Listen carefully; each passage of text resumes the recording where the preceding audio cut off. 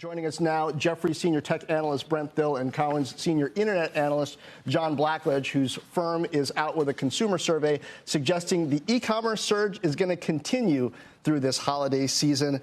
Guys, good morning and happy Friday. John, this is the period for cloud where the infrastructure really gets tested, that surge in demand. I expect even more so this season. Are there opportunities for various players to even gain share based on how they perform here?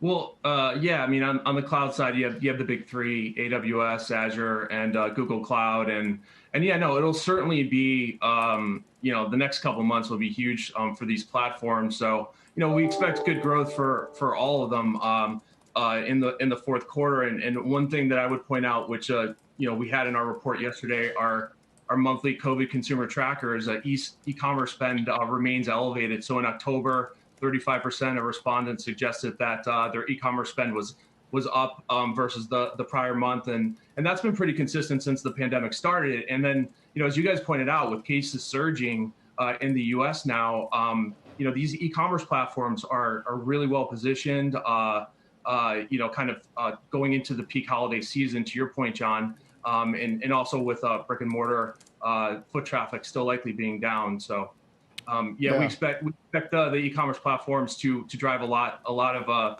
volume in the cloud.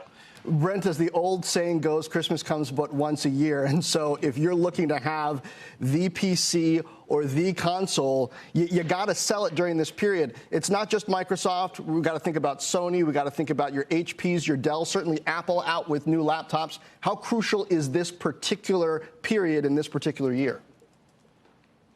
I mean, it's huge. You look at the Microsoft Xbox sold out. You look at the demand is off the chart. They aren't going to get demand set. The demand will be there, but the supply won't be there until probably spring or summer in terms of the inventory.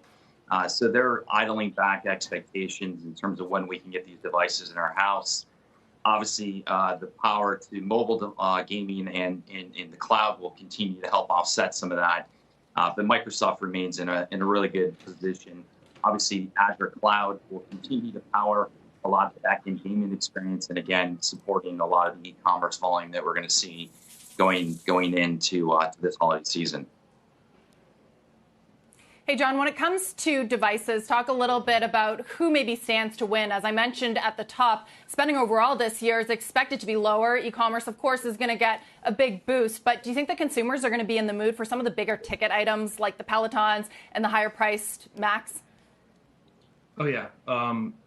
Peloton, really since the pandemic started, has seen an incredible lift in demand. And, so they expect they're running usually for a Peloton, you order it and it comes in 3 to 7 days. With the pandemic, it's 5 to 10 weeks to get a bike. And as we're talking about with the surging cases in the US, the demand will remain very high. It should be a huge quarter for Peloton. I think they've said it'll be next year, next calendar year, when the order to delivery times will actually get more normalized. So of course, huge demand there, and obviously also on the device side, you did have Prime Day earlier in the fourth quarter. The Echo devices, the Google Home, those will be probably pretty big ticket items this holiday season as well.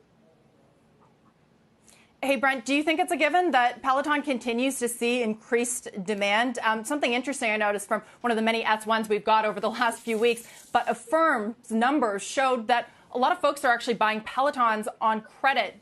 That was, in an era where we had fiscal stimulus, a lack of that now. Does that mean that people are going to go out and spend as much on these products, even through e-commerce channels?